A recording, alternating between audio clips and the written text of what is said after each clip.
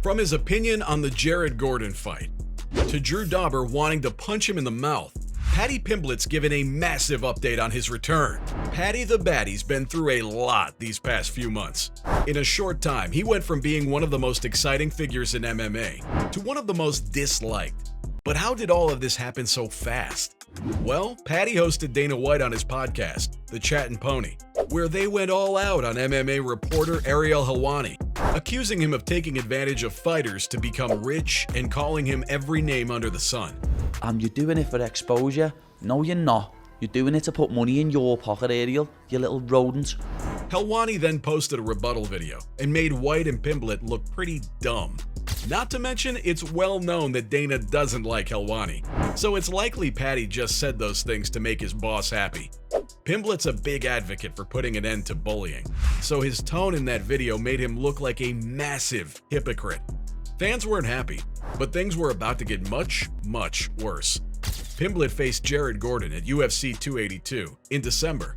The Scouser walked into the T-Mobile Arena as a hero, with fans even wearing Paddy-style wigs. Pimblett's UFC career's been very impressive from a marketing perspective, as this was only his fourth fight in the promotion. Yet somehow, despite the fact that neither of the two fighters ranked, the fight was the co-main event. Of course, this was down to Paddy's huge popularity. But that was already being called into question before the fight, because of the Helwani situation. Paddy the Baddy needed an impressive win against Gordon, who was considered a tame and easy opponent for Paddy. But sometimes things just don't work out as planned. The fight went the distance, and at the end of the third round, it seemed pretty clear. Jared had won at least 2 of the 3 rounds. It wasn't the most exciting fight ever, but it was definitely close, and Paddy had definitely lost. However, the judges disagreed, and Paddy was given the win by unanimous decision. People went crazy. The Twitter MMA world went berserk. Ex-fighter Ben Askren called it a bullshit decision. Former middleweight champion Chris Weidman said, "Is anyone else confused right now? I thought Jared 100% won. But more shocking than that decision is Paddy's confidence that it wasn't even a close fight. What's happening?" Flyweight legend Henry Cejudo hilariously said, "That's it, I'm growing out my hair and dyeing it blonde before my next fight." Fighters and fans weren't impressed. They blamed Paddy's popularity for playing a huge part in the judge's decision. But it wasn't only the decision that really made people mad. It was Paddy's reaction to the fight. The second the last bell rang, Paddy was celebrating his victory, and his post-fight interview was far from humble. When asked if he believed it was a close fight, the Baddy said, "No, not at all. I won the first 2 rounds and then coasted in the third. I knew I was 2 rounds off, so I didn't want to do nothing dangerous and risk losing the fight. I knew for a fact I'd won the first 2 rounds pretty easily." I won the first 2 rounds and then coasted in the third. I knew I was 2 rounds up, so I didn't want to do nothing dangerous and risk losing the fight. I knew for a fact I won the first 2 rounds pretty easily. With those words, Paddy heard the first boos of his career. The worst part was he actually asked for the fight of the night bonus after that. You could feel the cringe a mile away. Paddy soon realized that most people believed he'd lost the fight, which made him very defensive.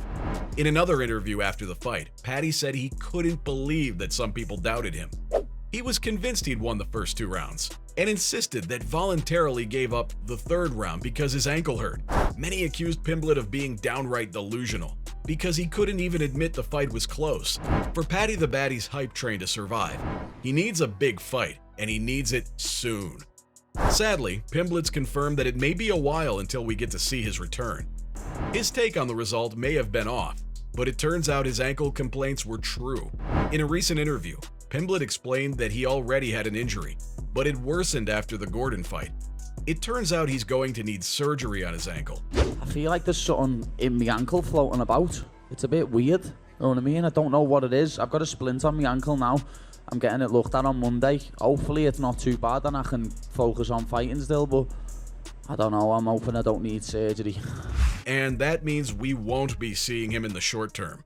But hey, he seems positive that he may be back in the octagon toward the end of the year. Fingers crossed for Paddy. It'll be great to see him fight again. And that's not all he said. In this interview, he addressed the controversial result, saying, "I still think I won. I won the first 2 rounds. The first round was closer than I thought on the night. On the night, I only thought he hit me with about 2 left hooks, and I watched it back and he hit me about 6 or 7. But yeah, I watched it back and I thought I won the first 2 rounds. I still think I won. I won the first 2 rounds. The first round was closer than I thought on the night, you know what I mean? When I've watched it back, on the night I thought he only hit me with about 2 left hooks, and I watched it back, he hit me with about 6, 7. But yeah, I watched it back and I thought I won the first 2 rounds.